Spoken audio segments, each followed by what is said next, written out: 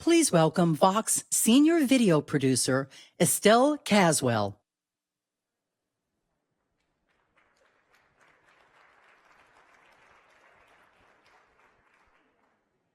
Solfeggian Boy's television debut in the spring of 1992 was the defining moment that showed cultural progress in South Korea was possible. Solfeggi and the Boys might be the cultural symbol that showed all the change, not only in the culture industry, but also in whole environment in Korea. Solfeggian Boys rapped, they wore baggy pants, and they danced like b-boys. Something Korean audiences had rarely heard a Korean group do. 그 당시에 제가 어렸을 때 어떻게 보면은 이제 저희 어렸을 때는 좀 안 좋게 봤어요. 춤을 춘다 그러면 머리 염색하고 막 이러니까 어른분들이 되게 안 좋게 생각하셔서. In fact, newspapers started describing them as the Korean new kids on the block. 서태지와 아이들이 어떤 옷을 입고 나오면은 유행이 그냥 변하긴 했었는데 미국에 어떻게 보면 이제 흑인 힙합 패션을 한국에 가져오신 분이라고 저는 생각을 해요. Thanks to them, what we consider normal within popular culture in Korea expanded.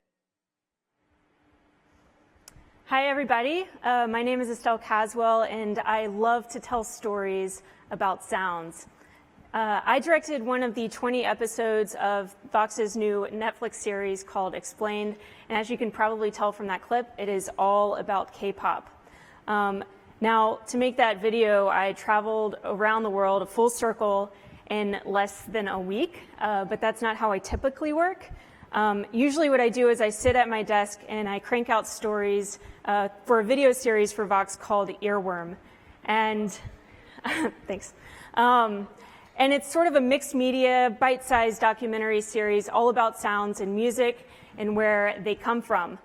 Now, there's a couple of ways that I approach storytelling, and the first thing that I really love to do whenever I'm thinking about stories is how can I take people back in time and explore sounds from the present and link them to the past. So when it comes to music, that always comes with a heavy dose of nostalgia, which the internet often eats up. Secondly, what I love to do is highlight often overlooked and underappreciated pieces of music technology.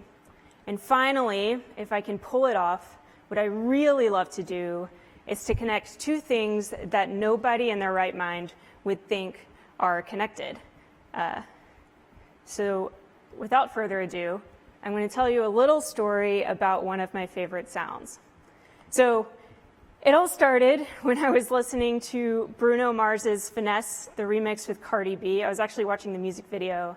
And if you've listened to this song, you'll know immediately that Cardi B has this amazing 80s hip-hop flow.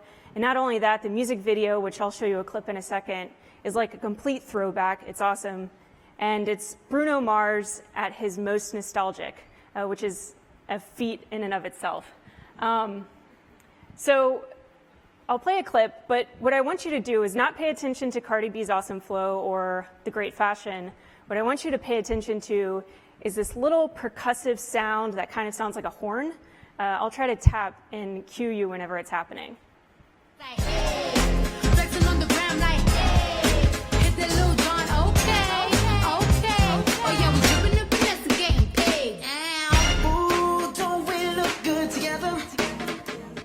So you might have heard it. I've got this little sampler here, and I'm gonna, if you didn't hear it, I've isolated the sound completely, so you'll know exactly what I'm talking about.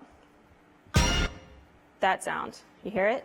It's like my favorite sound. The only problem is I have no idea what it's called, and the second I heard it, I was like, I need to know what this sound is called. I need to know where it came from. Why does it exist in this song? What is it? And so the first thing I did, because this is a sort of new age, new jack swing song, I went to an 80s playlist I have on Spotify, and I flipped through a bunch of tracks, and almost immediately I heard the sound in a Janet Jackson song. When I think of you, when I think of you. You hear it? And I was like, okay, cool. I think I'm onto something. Let's try to find another song with it. and I came across Keith Sweat's I Want Her, which is like the best song ever, but it also has this great sound in it. She's so bad.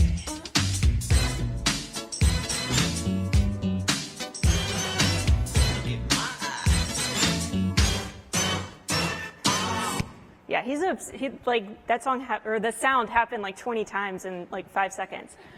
But it's not just in New Jack Swing, it was also in like 80s synth pop. And one of my favorite songs of the 80s is New Order's Bizarre Love Triangle. And so I was really excited to find that sound in this song.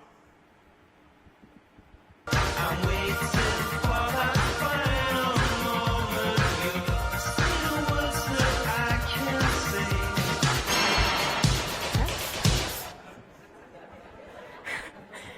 So now I'm like, all right, I'm not crazy. It's actually in a lot of 80s music.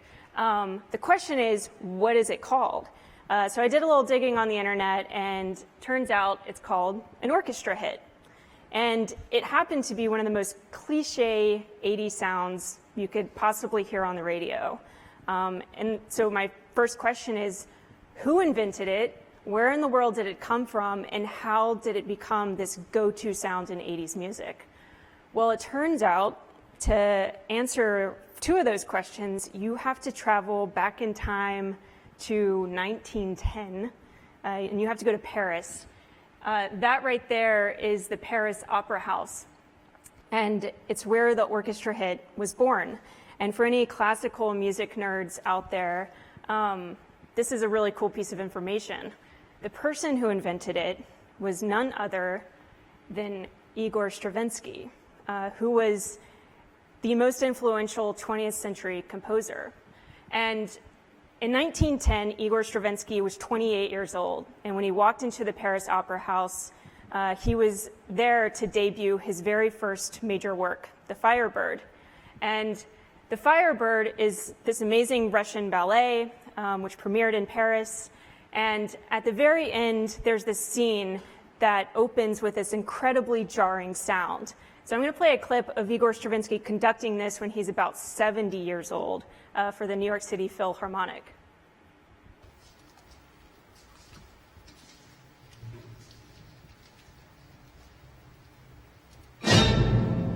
That's it. That's the original orchestra hit. So the question now is, how in the world did this sound travel from a Paris opera house in 1910 to a Janet Jackson record? And I didn't know how to find the answer to that question, except for this very niche synthesizer forum that I often frequent when I'm learning about sounds.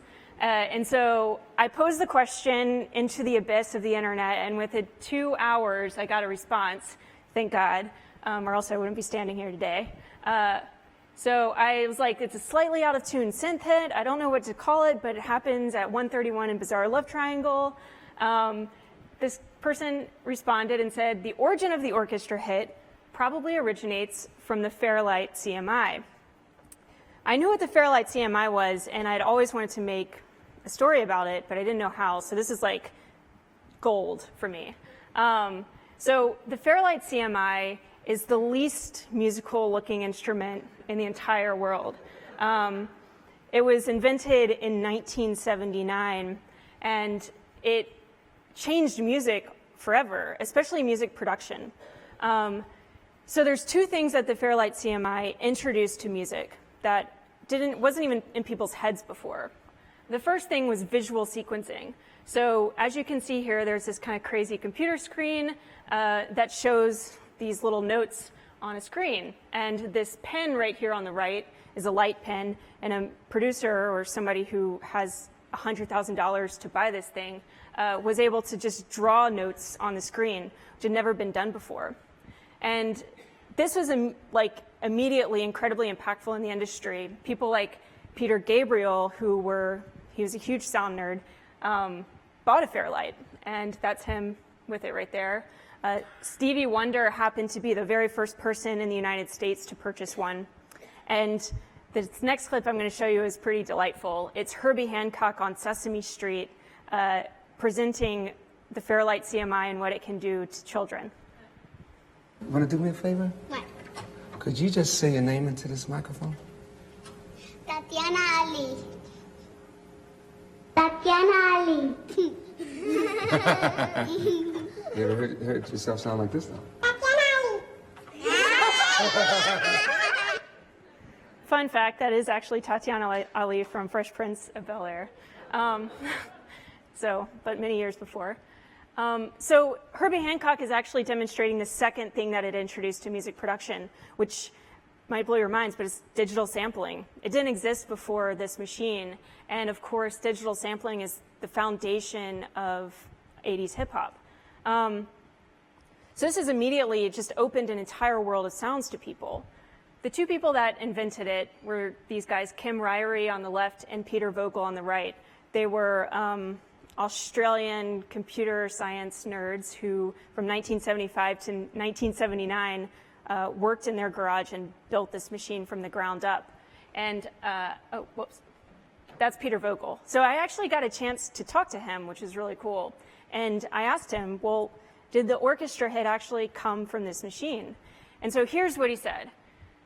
He was trying to get the digital sampler to work, and he had a vinyl record player next to his giant Fairlight, which probably weighed like 500 pounds.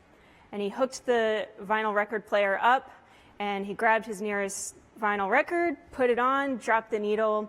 And there's something really important to know about the Fairlight.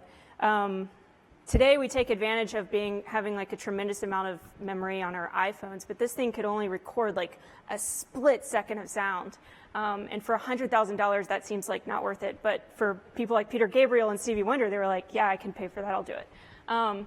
So that split second of sound was enough time to change 80s music. That's because the record he had sitting next to him at the time was a 1965 recording of Stravinsky's Firebird Suite.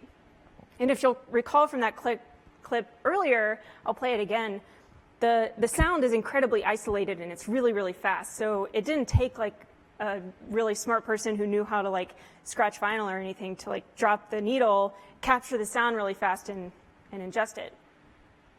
So I'll hear it again.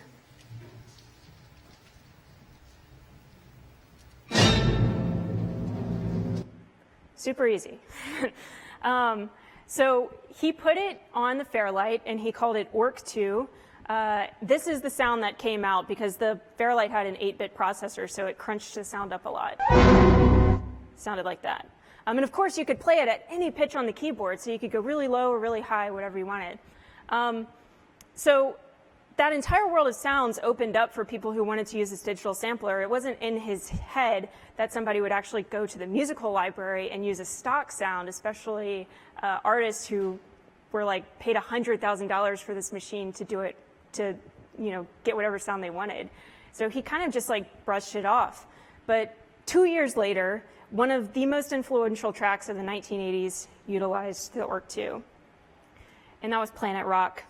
And Planet Rock, if you don't know anything about this record, just know a couple of things. It was one of the first hip-hop records to use an 808 drum machine.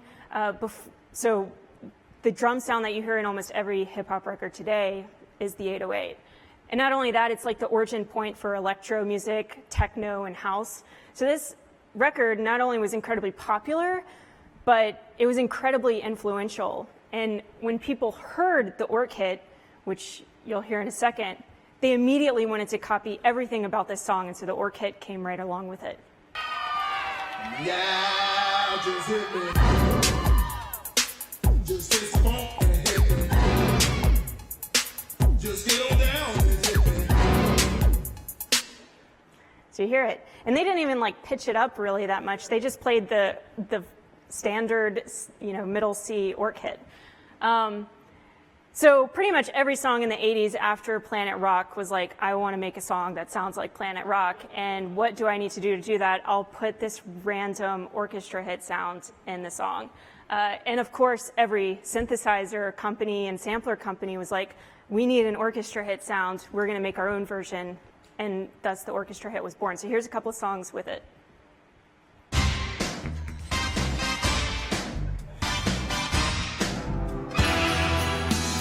Last night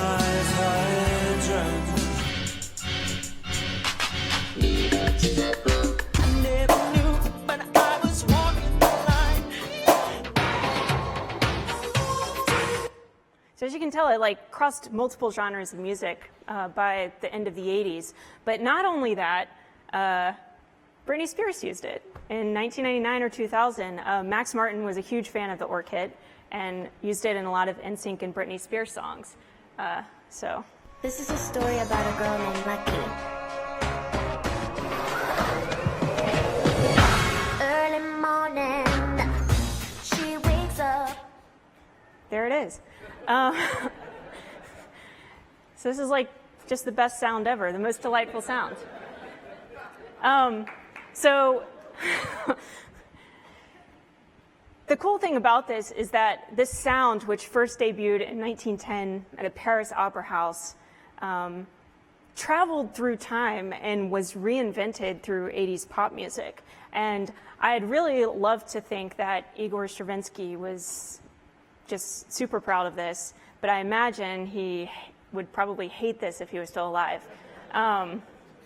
There's this really great ad that sums up this story pretty well. Orchestra for sale. Yeah. So just know when you're listening to your favorite 80s record and you hear that orchestra hit, there is an entirely delightful, fascinating story in that split second of sound. Thanks so much.